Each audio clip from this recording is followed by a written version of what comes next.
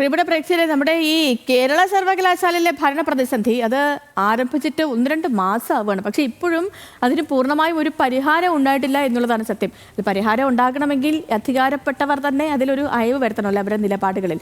ഈ ഗവർണറും സർക്കാരും ഒക്കെ ഈ വിഷയത്തിൽ സമവായം വേണമെന്ന് ആഗ്രഹിക്കുന്ന കൂട്ടത്തിലാണ്. കാരണം ഗവർണർ ആദ്യമൊക്കെ ഒന്ന് കടുംപിടുത്തമൊക്കെ VC-ക്കൊപ്പം നിന്ന് കടുംപിടുത്തമൊക്കെ തുടർന്നിരുന്നുവെങ്കിലും പിന്നീട് അദ്ദേഹം ഒന്ന് അയഞ്ഞ് എങ്ങനെയെങ്കിലും ഒരു പ്രശ്നപരിഹാരം ഉണ്ടായാൽ മതി ആ ഒരു സ്റ്റേജിലേക്കൊക്കെ എത്തിയതാണ്. പക്ഷേ VC മോഹനൻ കുന്നുമേൽ ഒന്നിനും വഴങ്ങാതെ താൻ പിടിച്ച മുയലിന് 100 കൊമ്പെന്നൊക്കെ നമ്മൾ പറയില്ലേ, ആ രീതിയിൽ ഇപ്പോഴും നിൽക്കുകയാണ്. അപ്പോൾ നമ്മൾ പോകുന്നത് ഈ കേരള സർവകലാശാലയിലെ ഭരണ പ്രതിസന്ധിയുമായി ബന്ധപ്പെട്ട പുതിയൊരു അപ്ഡേറ്റ് എന്ന് പറയുന്നത്, ഈ വിഷയത്തിൽ നിയമ നടപടിക്ക് ഒരുങ്ങുകയാണ് സിൻഡിക്കേറ്റ്.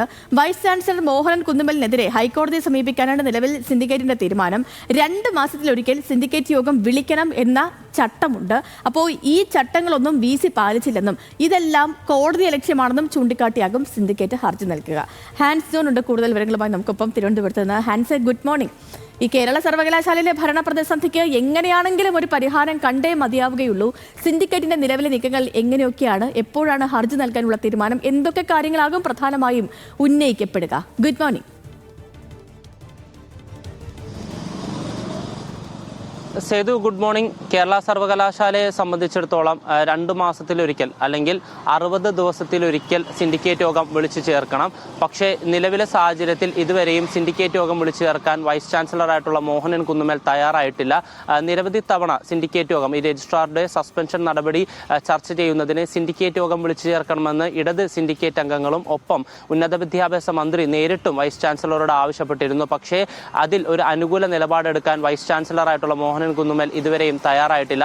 ഒരു വിട്ടുവീഴ്ചയ്ക്ക് തയ്യാറല്ല എന്ന മനോഭാവത്തിലാണ് വൈസ് ചാൻസലർ. രജിസ്ട്രാറായിട്ടുള്ള KS അനിൽകുമാറിന്റെ സസ്പെൻഷൻ നടപടി അംഗീകരിക്കാതെ യാതൊരു വിധത്തിലുള്ള സമവായത്തിനും തയ്യാറല്ലെന്ന് വൈസ് ചാൻസലർ ഇതിനോടകം വ്യക്തമാക്കിയിരുന്നു.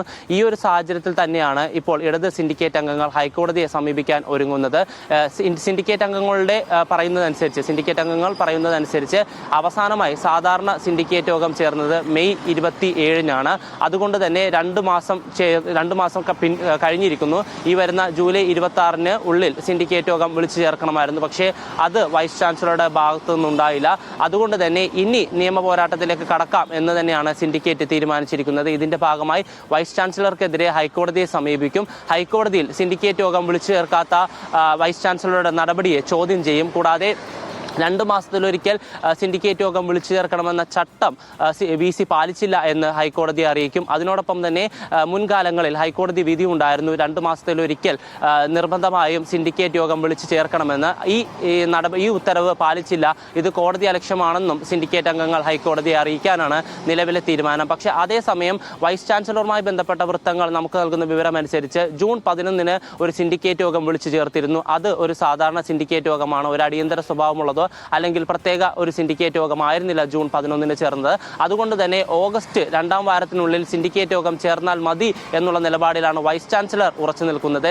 എന്തായാലും നിലവിലെ കേരള സർവകലാശാലയിലെ പ്രതിസന്ധി നിയമ പോരാട്ടത്തിലേക്ക് കടക്കുന്നു എന്നാണ് നമുക്ക് ലഭിക്കുന്ന വിവരം. സേതു.